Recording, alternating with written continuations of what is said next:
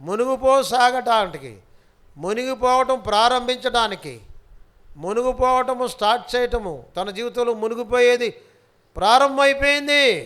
ఏంటి కారణం? గాలిని చూచాడు. యేసు మీదన ఉండే దృష్టిని అటు ఇటు వీచే గాలిని చూచాడు. ఆయా పరిస్థితులు చూస్తూ ఉన్నాడు.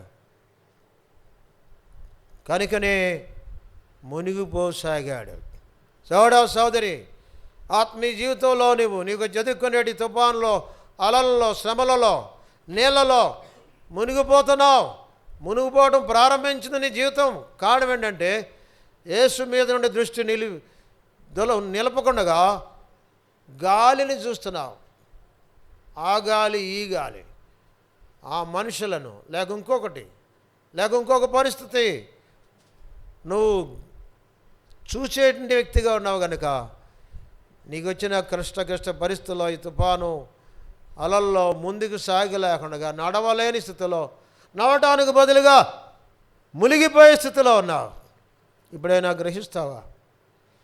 నా తప్పు క్షమించు ప్రభువా, నా పొరపాటు క్షమించు ప్రభు. రక్షించబడ్డవాడవే, ఆరాధించేవాడవే, ప్రార్థించేవాడవే, మందిరంలో పనిచేసేవాడవే, దానవే. కానీ నీ దృష్టి మానవుల మీద ఉంచుతున్నావు. ఇదైనా ఒప్పుకో.